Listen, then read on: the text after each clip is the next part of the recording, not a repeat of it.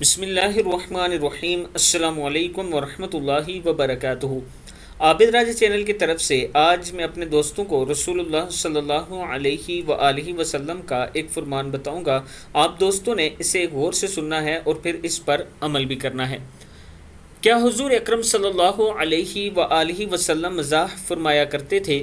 حضرت انس بن مالک رضی اللہ تعالیٰ عنہ فرماتے ہیں کہ ایک آدمی حضور اکرم صلی اللہ علیہ وآلہ وسلم کی خدمت میں آیا اور اس نے حضور اکرم صلی اللہ علیہ وآلہ وسلم سے اپنی سواری مانگی تو آپ صلی اللہ علیہ وآلہ وسلم نے ارشاد فرمایا، ہم تمہیں اونٹنی کا بچہ دیں گے۔ اس نے عرض کی، یا رسول اللہ صلی اللہ علیہ وآلہ وسلم، میں اونٹنی کے بچے کا کیا کروں گا؟ مجھے تو سواری کے لیے جانور چاہیے، وہ بچہ تو سواری کے کام نہیں آ سکے گا۔ آپ صلی اللہ علیہ وآلہ وسلم نے ارشاد فرمایا، ہر اونٹ اونٹنی کا بچہ ہی ہوتا ہے۔ حیات صحابہ میں موجود ہے۔